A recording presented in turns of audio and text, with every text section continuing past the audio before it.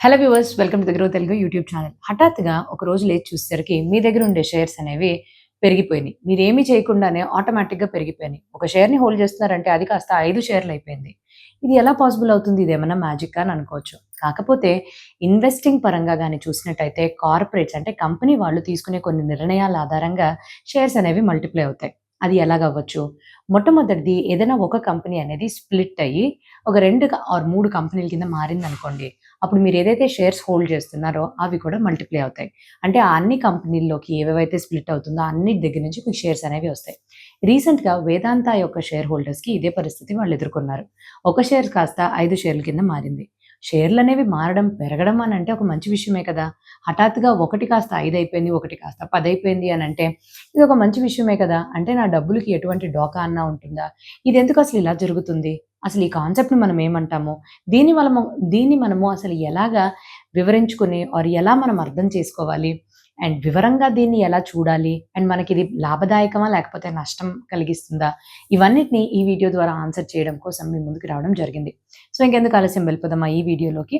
కానీ వెళ్ళడానికన్నా ముందు మీరింకా సబ్స్క్రైబ్ చేసుకోకపోతే గ్రో తెలుగు యూట్యూబ్ ఛానల్‌కి వెంటనే సబ్స్క్రైబ్ చేసుకోండి. అండ్ అలానే ఈ పర్టిక్యులర్ వీడియో ఇంకెవరికైనా యూజ్‌ఫుల్‌గా అని అనిపిస్తుంది అనంటే తప్పకుండా షేర్ చేయడం మర్చిపోకండి.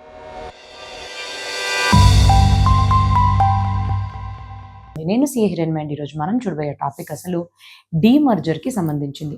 అయితే నేనిప్పుడు ఏదైతే ఈ పర్టిక్యులర్ సిట్యుయేషన్స్ గురించి మాట్లాడుతున్నానో షేర్స్ అనేవి స్ప్లిట్ అవ్వడం, మళ్ళీ కలవడం, లిస్టింగ్, డీలిస్టింగ్. సో, ఇవన్నిటిని మనం ఏమంటాము అనంటే ఇది ఇప్పుడే తీసుకొచ్చిన కాన్సెప్ట్స్ అనంటే కాదు. 1949లోనే బెంజమిన్ గ్రహాం అని ఎవరినైతే మనం వాల్యూ ఇన్వెస్టింగ్‌కి సంబంధించి పయనియర్ ఆ ఫీల్డ్‌లో అని చెప్తూ ఉంటామో ఆయన ఒక బుక్‌ని రచయించారు. So, the intelligent investor. Intelligent ఇన్వెస్టర్‌లోనే ఇటువంటి ఒక ఘట్టం అనేది ఆ బుక్‌లోని క్లియర్‌గా ఎక్స్‌ప్లెయిన్ చేయబడింది.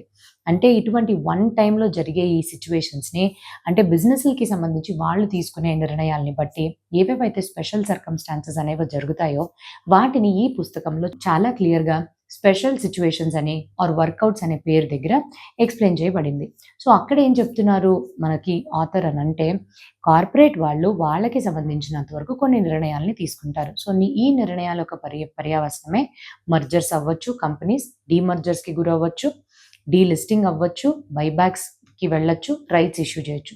సో, ఇటువంటి అన్నిటిని కూడా మనం ఎలా చూడాలి అనంటే మార్కెట్ ఎప్పుడన్నా ఇవి అనౌన్స్ చేయగానే ఒక కంపెనీ వెంటనే మార్కెట్‌లో కన్‌ఫ్యూజన్ అనేది ఏర్పడుతుంది. ఇలా కన్‌ఫ్యూజన్ ఏర్పడిన టైంలో ఒక మంచి తెలివైన ఇన్వెస్టర్స్ దీంట్లో అవకాశాన్ని వెతుక్కుంటారని చెప్పారు. వారెన్ బఫే గారు గూడా ఈ పుస్తకం చదివిన తర్వాత 1950-60 మధ్యలో ఆయన యొక్క ఇన్వెస్ట్‌మెంట్స్ గాని చూసినట్టయితే 2 బకెట్స్‌లో విడదీశారు. మొట్టమొదటి బకెట్ ఇండివిడ్యువల్‌గా ఆయన వెళ్లి కంపెనీస్‌ని చూడడం, స్టాక్స్‌ని ఎంచుకోవడం, ఇంట్రిన్సిక్ వాల్యూ ఎక్కడైతే ఎక్కువ ఉందో కానీ యాక్చువల్‌గా ట్రేడింగ్ వాల్యూస్ ఎక్కడైతే తక్కువ ఉందో అటువంటి కంపెనీస్‌ని ఎంచుకొని ఇన్వెస్ట్‌మెంట్స్ చేయడం. అండ్ రెండో బకెట్‌ని ముఖ్యంగా ఆయన ఇటువంటి స్పెషల్ సర్కమ్‌స్టాన్సెస్ కోసం దాచి ఉంచారు. అంటే అందులోని ఈ స్పిన్ ఆఫ్స్, డీమర్జర్స్, మర్జర్స్, బ్యాంక్రప్సీస్ వీటన్నిటి కోసం దీని ద్వారా ఇన్వెస్ట్‌మెంట్స్ అనేవి పెట్టుకున్నారు. సో, ఎలా అయినా ఈ పర్టిక్యులర్ ఇన్వెస్ట్‌మెంట్స్‌ని చేసుకుంటూ వచ్చారు. మార్కెట్ యొక్క ఎలాగున్నప్పటికీ గూడా మార్కెట్‌కి అతీతంగా ఇటువంటి కార్పొరేట్ డెసిషన్స్ అనేవి పనిచేస్తాయని ఆయన గ్రహించారు. సో, దీన్ని ఆయన యొక్క బెనిఫిట్‌కి, లాభానికి ఎలా మార్చుకున్నారు అనేది కూడా మనం తెలుసుకుందాం. అండ్ మూడవదిగా 1997లోని 'you can be a stock market genius' అనంటూ ఈ పుస్తకాన్ని రచయించిన వారు గ్రీన్ బ్లాట్. సో, ఆయన గౌతమ్ క్యాపిటల్ యొక్క ఫౌండర్‌గా వ్యవహరిస్తూ ఆయన ఈ పుస్తకంలో క్లియర్‌గా ఏం తెలిపారు అనంటే నేను నా యొక్క జర్నీలోని 1985 నుంచి 1994 గత 10 సంవత్సరాల మధ్యలో 50% దాకా యాన్యువలైజ్డ్ రిటర్న్స్ అనేవి నాకు ఇటువంటి ట్రాన్సాక్షన్స్ నుంచే వచ్చినియి. ఒక కంపెనీ స్పిన్ ఆఫ్ అయినా, డీమర్జర్ అయినా, మర్జర్ అయినా, రైట్స్ ఇష్యూ చేసినా, బైబ్యాక్ చేసుకున్నా, బ్యాంక్రప్సీ‌లోకి వెళ్ళినా ఇటువంటి సిట్యుయేషన్స్ నుంచి ఇంత నేను సంపాదించుకోగలిగానని చెప్పారు. అయితే ఏదైతే గ్రహాం గారు పుస్తకంలో రచయించి, వారెన్ బఫే గారు దాన్ని ఆచరించి అండ్ గ్రీన్ బ్లాట్ గారు దాన్ని ఒక సిస్టమ్ కింద తయారు చేసి మన ముందుకు తీసుకొచ్చారో దాన్ని మనం పూర్తిగా అర్థం చేసుకుందాం.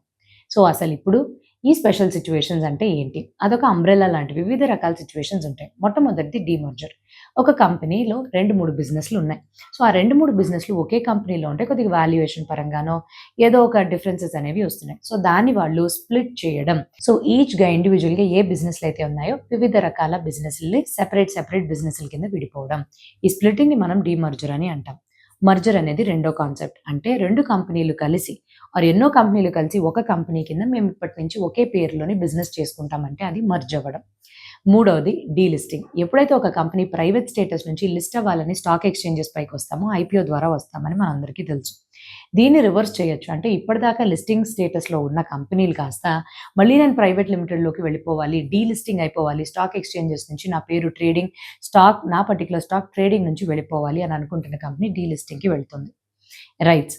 రైట్స్ ఇష్యూ అంటే ఏంటి? మీకు ఆల్రెడీ ఒక కంపెనీలో ఎంతో కొంత షేర్స్ అనేవి ఉన్నాయి. ఆ కంపెనీకి మళ్ళీ డబ్బులు అవసరమైతే, వాళ్ళు బయట వాళ్ళ దగ్గరికి, కొత్త వాళ్ళ దగ్గరికి వెళ్ళడానికన్నా ముందు మీకు ప్రదంగా మీకు హక్కుంది కాబట్టి వాళ్ళు కొన్ని షేర్స్ అనేవి మీకు ఇష్యూ చేయడం జరుగుతుంది తక్కువ రేట్స్‌లో. దీన్ని మనం రైట్స్ ఇష్యూ అని అంటాం. అండ్ అలానే ఒక కంపెనీ బైబ్యాక్ కూడా వెళ్ళొచ్చు. దాని యొక్క షేర్స్ మార్కెట్ నుంచి దాని షేర్స్‌ని అదే కొనుక్కోవడం. సో, ఇటువంటి డిఫరెంట్ సిట్యుయేషన్స్‌లో మనం ఈ వీడియోలో డీమర్జర్ గురించి చూద్దాం. అసలు డీమర్జర్స్ అనేవి సక్సెస్‌ఫుల్లా కావా? దీని వెనకాతల ఉండే స్టోరీ ఏంటి అనంటే, ఎస్‌బీఐ క్యాప్ సెక్యూరిటీస్ వాళ్ళు నిర్వర్తించిన స్టడీ యొక్క ఆధారంగా గాని చూస్తే 2002 నుంచి 2016, 14 సంవత్సరాల మధ్యలోనే దాదాపుగా 154 డీమర్జర్స్ అనేవి అయినాయి. ఈ 154 డీమర్జ్ అయిన కంపెనీస్ యొక్క పెర్ఫార్మన్స్‌ని గాని మనం సెన్సెక్స్‌తో పోలిస్తే కొన్ని సంవత్సరాల పాటుగా 36% కన్నా అధికమైన రిటర్న్ సెన్సెక్స్‌ని దాటుకొని ఇచ్చాయి. సో, ఈ పర్టిక్యులర్ విషయం గాని మనం చూస్తే మార్కెట్ యొక్క తీరులోని, సెన్సెక్స్ యొక్క డైరెక్షన్‌లోని పనే లేకుండా అసలు ఈ కంపెనీస్ ఎలా ప్రవర్తించాయంటే ఒక బేర్ మార్కెట్ కావచ్చు, బుల్ మార్కెట్ కావచ్చు, ఫ్లాట్‌గా ఉండే మార్కెట్‌లో కూడా ఇంత మంచి రిటర్న్స్ అనేవి తెచ్చిచ్చినాయి. అయితే మనం డీమర్జర్‌ని ఎలా అర్థం చేసుకోవాలి? ఒక కంప్లీట్ మీల్ బాక్స్‌ని తీసుకోండి. అందులో వెజ్ బిర్యానీ కావచ్చు, లెమన్ రైస్ కావచ్చు, పెరుగన్నం కావచ్చు, ఒక స్వీట్ కావచ్చు. ఈ నాలుగిటిని కలిపి వాళ్ళు ఒక వెజ్ లంచ్ కాంబో అని మనకిస్తే రూ. 150కి ఇవ్వచ్చేమో. కానీ మీరు గాని ఇవి సెపరేట్‌గా కొనుక్కోవాలి అనంటే ఒక వెజ్ బిర్యానీ ఒక విలువ 70 ఉంటది. తర్వాత ఒక లెమన్ రైస్‌ది ఒక 50 ఉండొచ్చు. పెరుగన్నంది ఒక 50. సో, ఇట్లాగా మీరు గాని వివిధ రకాలుగా గాని చూసి ఒక స్వీట్ కొనుక్కోవాలి అనంటే వివిధ రకాలుగా దాన్నే విడదీస్తే ఇండివిడ్యువల్ వాల్యూ అనేది ఎక్కువుంటుంది. సో, సింపుల్‌గా అర్థం చేసుకోవాలంటే డీమర్జర్ కూడా ఇంతే. అన్ని కంపెనీస్ కలిపి ఒకే బిజినెస్ కింద వ్యవహరిస్తున్నప్పుడు దాని యొక్క market value combined meal box లాగా తక్కువ రూ. 150 ఉంటుంది.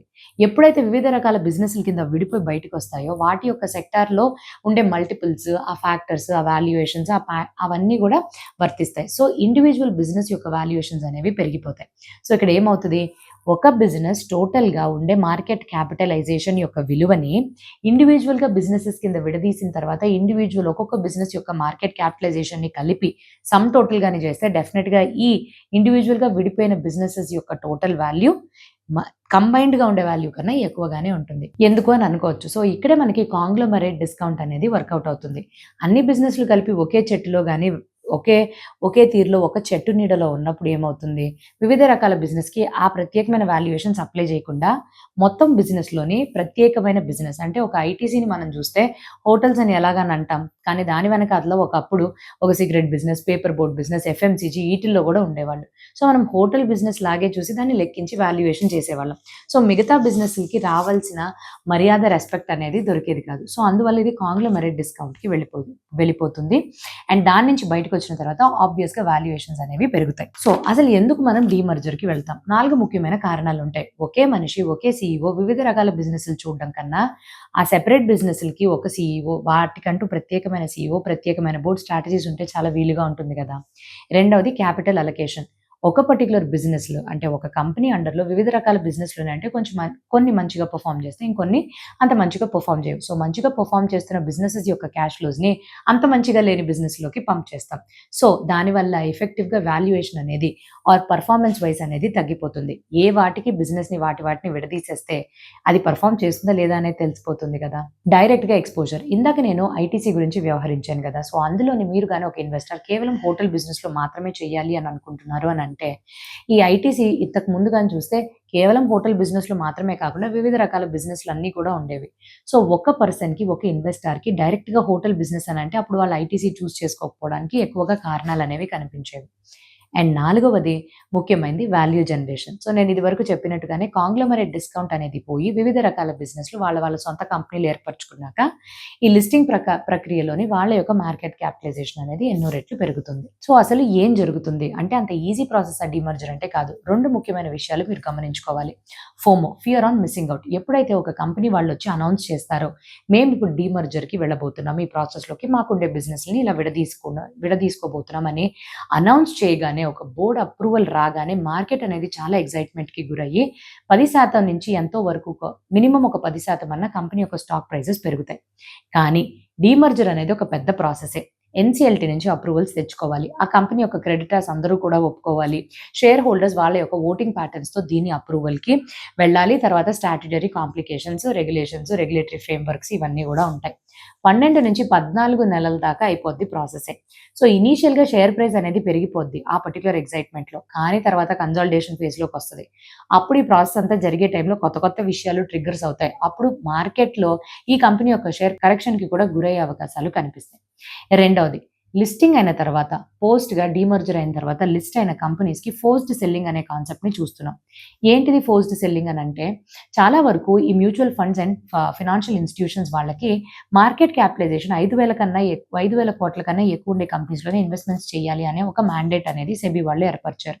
ఇలా డీలిస్టింగ్ అయిన కంపెనీస్ ఎప్పుడైతే మళ్ళీ ఇంకొకసారి స్టాక్ ఎక్స్‌చేంజ్‌లో ఇండివిడ్యువల్‌గా లిస్ట్ అవుతాయో, వాళ్ళ యొక్క మార్కెట్ క్యాపిటలైజేషన్ ఇమ్మీడియేట్‌గా తగ్గిపోతుంది. సో, అప్పుడు ఇక్కడ మ్యూచువల్ ఫండ్స్ హౌసెస్ వాళ్ళు కానీ, ఫైనాన్షియల్ ఇన్‌స్టిట్యూషన్స్ గానీ ఫోర్స్డ్ సెల్లింగ్ చేయవలసిన కాన్సెప్ట్‌కి వెళ్ళిపోతారు.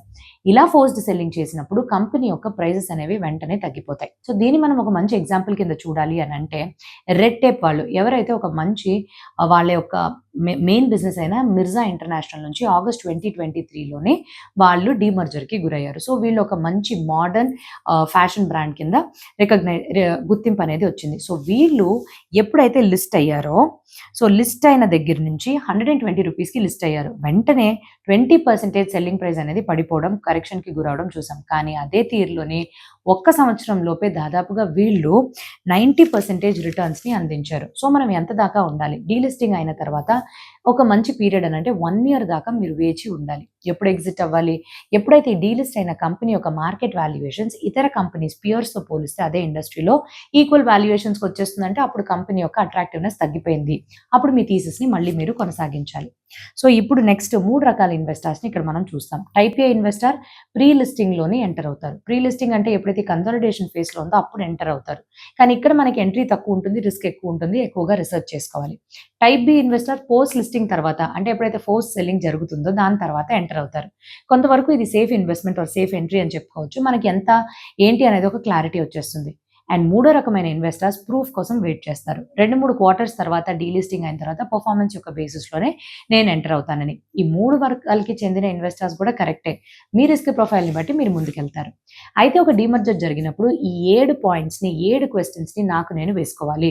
మొట్టమొదటిది ఎందుకు డీమర్జర్ అనేది జరుగుతుంది? ఏదన్నా ఉండే లాసెస్‌ని, డెట్స్‌ని వీళ్ళు ఏదన్నా డైవర్ట్ చేయడం కోసం డీమర్జర్‌కి వెళ్తున్నారా అనేది. సో, ఈ బిజినెస్ యొక్క స్టాండ్ అలోన్ ఈ బిజినెస్ పరంగా చూస్తే క్యాష్ ఫ్లోస్ అనేవి బలంగానే ఉంటాయా? And return of capital employed cost కన్నా ఎక్కువ ఉందా? డెట్ అలొకేషన్ ఫెయిర్‌గానే ఉందా? మేనేజ్మెంట్ అలైన్డ్‌గానే ఉందా? ప్రమోటర్ యొక్క హోల్డింగ్ స్టేబుల్‌గా ఉందా? లేకపోతే వాళ్ళు సెల్ చేస్తున్నారా? పియర్స్‌తో పోలిస్తే వీళ్ళ యొక్క వాల్యుయేషన్ ఎలాగుంది? ఈ 7 క్వెషన్స్‌లో 4 క్వెషన్స్‌కి పాజిటివ్‌గా ఆన్సర్ గాని వచ్చినట్టయితే ఇది ఒక అట్రాక్టివ్ డీమర్జర్ కింద చూడాలి. అలా రాని పక్షంలోని ఈ డీమర్జర్‌కి వెయిట్ చేసి మీరు ఒక అడుగుని ముందుకు వేయాలి. And next real life case studies గురించి చూద్దాం. 2 ముఖ్యమైన రియల్ లైఫ్ కేస్ స్టడీస్ ఇక్కడ చాలా ఇంట్రెస్టింగ్ అయిన విషయాల్ని మనకు తెలియబరుస్తాయి. మొట్టమొదటిది Russell's India. So, Russell's India అంటే మనకు అస్సాంలోని టీ ఎస్టేట్స్‌ని మేనేజ్ చేస్తూ ఒక టీ కంపెనీ గాని మనకు తెలుసు. బల్క్‌లో టీ వస్తుంది. సైక్లికల్‌గా ఉంటుంది ఈ ఇండస్ట్రీకి సంబంధించిన డిమాండ్. మార్జిన్స్ అనేవి లోగా ఉంటుంది. కానీ ఈ టీ బిజినెస్ వెనకాతల ఏరోస్పేస్ డిఫెన్స్ రంగానికి సంబంధించిన ఇంకో బిజినెస్ కూడా ఉందని మనకి ఎంతవరకు తెలిసింది డీమర్జర్ అవ్వడానికి ముందు. సో, ఈ పర్టిక్యులర్ ఏరోస్పేస్ అండ్ డిఫెన్స్‌కి సంబంధించి లాక్‌హీడ్ మార్టిన్ అనే గ్లోబల్ డిఫెన్స్ ప్లేయర్‌కి ఆర్ గ్లోబల్ లెవెల్‌లో ఉండే ఈ కంపెనీకి డిఫెన్స్‌కి సంబంధించిన టెస్ట్ ఎక్విప్‌మెంట్ అవ్వచ్చు, ఏరోస్పేస్‌కి సంబంధించిన పరికరాలు కావచ్చు, ఎలక్ట్రికల్ వైరింగ్ సిస్టమ్స్‌ని ఈ కంపెనీ వాళ్ళు అంటే రసెల్స్ టెక్ సిస్టమ్స్ అనే ఈ కంపెనీ వాళ్ళు బెంగుళూరులో హెడ్ క్వార్టర్స్‌ని పెట్టుకొని ఈ సేవల్ని అందిస్తూ ఉండేవాళ్ళు. 2011లో కేవలం 12% మాత్రమే ఆదాయం వచ్చేది ఈ సెగ్మెంట్ నుంచి. 2022 కాస్త 22లో కాస్త 50% కన్నా ఎక్కువ ఆదాయం రావడం మొదలుపెట్టింది ఈ సెగ్మెంట్ నుంచి. అప్పుడు మేనేజ్మెంట్ వాళ్ళు డెసిషన్ తీసుకొని బోర్డ్ వాళ్ళు ఏం చెప్పారనంటే మేము డీమర్జర్‌కి వెళ్తున్నామని డిసెంబర్ 2022లో చెప్పారు. కానీ ఈ ప్రాసెస్ అంతా పూర్తయ్యి ఇది స్టాక్ ఎక్స్‌చేంజ్‌లో సెపరేట్‌గా రసెల్స్ టెక్ సిస్టమ్స్ లిమిటెడ్ కింద వాళ్ళు లిస్ట్ అవ్వడానికి 30th ఆగస్ట్ 2024 దాకా టైం టైం పట్టింది. సో లిస్ట్ అయిన తర్వాత వెంటనే స్టాక్ అనేది 60% కరెక్ట్ అయింది. కానీ 1 ఇయర్ వరకు డీలిస్టింగ్ అయిన తర్వాత హోల్డ్ చేసిన వాళ్ళకి 2 రెట్ల ఆదాయం అనేది ఇచ్చింది. So share holding, share entitlement విషయానికి వస్తే 1:1. మీరు మెయిన్ కంపెనీలో 1 షేర్ హోల్డ్ చేస్తే ఈ కంపెనీలో కూడా మీకు ఒక షేర్ అనేది లభిస్తుంది. సో ఇక్కడ మనకి ఏమర్థమైంది, ఏదైతే క్రౌన్ జ్యువెల్ బిజినెస్ అనేది ఉంటుందో చాలా ముఖ్యమైన బిజినెస్, మంచి క్యాష్ కౌలా పనిచేసే ఈ బిజినెస్ కానీ విడిపోయిన తర్వాత కూడా కొంత సమయం తర్వాత మళ్ళీ వేగాన్ని పుంజుకుంటుందని అర్థమైంది. సో నెక్స్ట్ మనం రెండవ ముఖ్యమైన ఎగ్జాంపుల్ రేమండ్ గురించి ఎందుకు తెలియదండి. 100 సంవత్సరాల పాటు మన దేశంలోనే ఒక కంప్లీట్ మ్యాన్ అని, ఒక మంచి షూటింగ్స్ అని, వాళ్ళ యొక్క మ్యూజిక్ తో పాటుగా అడ్వర్టైజ్మెంట్స్ అన్ని కూడా మనలోకి చొచ్చుకుపోయింది. సో ఈ పర్టికులర్ కంపెనీ వాళ్ళు ఏమొచ్చన్నారు అని అంటే, మేము ఒక ప్యూర్ ప్లే ఫ్యాషన్ వాల్యుయేషన్ కి రావాలి. సో మేము ఇప్పుడు ఒక కంప్లీట్ మ్యాన్ కానీ, ఒక పార్క్ అవెన్యూ కానీ అండ్ ప్రీమియం ఫ్యాబ్రిక్స్ ఇవన్నిట్లో కాకుండా ఒకే కంపెనీ కింద మేము బ్రాండింగ్ మళ్ళీ రీబ్రాండింగ్ చేసుకోవాలి, మేము డీమర్జర్ కి చేసుకుంటామని ముందుకొచ్చారు. సో 5th సెప్టెంబర్ 2024 కల్లా డీమర్జ్ అయిన తర్వాత ఇప్పుడు కానీ స్టాక్ యొక్క ప్రైస్ చూస్తే 70% డౌన్ లోనే ట్రేడ్ అవుతుంది. సో ఈ కంపెనీకి ఏమైంది, మీరే కదా చెప్పారు 100 ఏళ్ల వింటేజ్ అనేది ఉంది. 100 ఏళ్ల వింటేజ్ ఉండడం అనేది ముఖ్యం కాదు, బిజినెస్ ఎలా పర్ఫామ్ చేస్తుంది, బిజినెస్ ఎకనామిక్స్ ఎలా ఉన్నాయని చూసుకోవాలి. ప్రాఫిటబిలిటీ వీక్ గా ఉండడం, దానికి సంబంధించిన అప్పులు ఎక్కువ తీసుకోవడం, వీటన్నిటి వల్ల ఈ కంపెనీ అనేది కొంచెం మనకి ఒక నెగటివ్ అండ్ రివర్స్ వాటిల్లోనే తెలిసింది. సో డీమర్జర్ అనేది ఎప్పుడూ కూడా సక్సెస్ఫుల్ గా ఉంటుందా అంటే కాదు. మీరు బిజినెస్ ఎకనామిక్స్ ని ఆ తెరదీసి చూడాల్సిన పరిస్థితి ఎంతో అవసరమైతే ఉంది. స్క్రీన్స్ మీద కానీ చూస్తే ఇటీవలే ఇంకా డీమర్జర్ కి వెళ్లే కంపెనీస్ ఏవేవైతే అనౌన్స్ చేశాయో వాటి యొక్క లిస్ట్ ని మేము మీకు ఇస్తున్నాం. కానీ ఈ స్టాక్స్ లో మీరు ఇన్వెస్ట్మెంట్స్ చేయాలంటే ఎక్కడ రికమెండేషన్స్ అయితే ఇవ్వడం లేదు. అయితే పెద్ద మిస్టేక్స్ మనం మర్జర్ లో ఏం చేయకూడదు. మొట్టమొదటిది ఫోమో అంటే అనౌన్స్మెంట్ వచ్చిన వెంటనే మనం హఠాత్తుగా దిగిపోకూడదు. అండ్ లిస్టింగ్ అయిన తర్వాత ఫోర్స్డ్ సెల్లింగ్ ఉండడం వల్ల ప్రైస్ తగ్గిపోతుందని వెంటనే ఎగ్జిట్ కూడా అయిపోకూడదు. వెంటనే మనకు డీమర్జర్ వస్తుంది కదా, అవకాశం ఏంటి, బిజినెస్ గురించి తెలుసుకోకుండా అవకాశం ఉంది కదా అని దూకేయకూడదు. అండ్ అలానే స్కీమ్ డాక్యుమెంట్ ని ప్రత్యేకంగా చదవాలి, స్కిప్ చేయకూడదు. ఎగ్జిట్ ఎప్పుడు అవ్వాలి అనే దాని మీద కూడా క్రమశిక్షణ పెట్టుకోవాలి. సో డీమర్జర్ ని మీరు ఇప్పుడు చూస్తే ఎటువంటి స్టెప్స్ ని ఫాలో అవ్వాలి, ఒక 7 స్టెప్స్ ని ఫాలో అవ్వాలి. మొట్టమొదటిది, డీమర్జర్ ని అనౌన్స్ చేసిన తర్వాత 4 నుంచి 8 వారాల లోపు స్కీమ్ డాక్యుమెంట్ అనేది వస్తుంది. దాన్ని మీరు ప్రత్యేకంగా చదువుకోవాలి.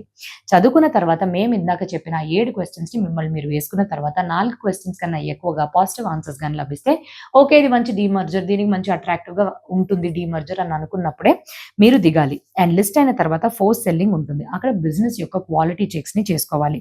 తర్వాత 12 నుంచి 18 నెలల దాకా ట్రాక్ చేసుకున్న తర్వాత ఎప్పుడైతే వాల్యుయేషన్ పియర్స్ కి క్లోజ్ గా వస్తుందో ఇంకా నేను ఉండాలా లేదా అని కంటిన్యూ చేసుకోవడానికి మళ్ళీ థీసిస్ ని మొదటి నుంచి ప్లేబ్యాక్ చేసుకుని కంపెనీ యొక్క ఫండమెంటల్స్ ఆధారంగా ఉండడమా బయటికి రావడమా అనేది ఎంచుకోవాలి. సో అదండి ఒక కంప్లీట్ డీమర్జర్ అనేది. అవకాశంగా వెంటనే ఒక ఫ్రీ మనీ కదా ఎక్స్ట్రాగా వచ్చేస్తుందని కాకుండా ఈ తీరులో కూడా ఒక ఇన్ఫార్మ్డ్ ఇన్వెస్టర్ గా ఒక నిర్ణయం అనేది తీసుకోవాలి. అయితే ఈ వీడియో ఇంకెవరికైనా యూస్ఫుల్ గా ఉంటుందని మీకు అనిపించినట్టయితే తప్పకుండా షేర్ చేయడం మర్చిపోకండి. కాకపోతే మేము ఎటువంటి రికమెండేషన్స్ ఈ వీడియో ద్వారా మీకు అందించడం లేదు. ఈ కాన్సెప్ట్ ని ఇంకా మంచిగా అర్థం చేసుకుంటున్నారని భావిస్తూ మీ యొక్క ఫీడ్బ్యాక్ ని కమెంట్ సెక్షన్ లో తెలియపరచడం మర్చిపోకండి. ఆన్ దట్ నోట్ ఇంకా మంచి విషయంతో మీ ముందుకు రావడానికన్నా, ఇంకా మంచి టాపిక్ తో రావడానికన్నా ముందు have happy and very safe investment. Thank you.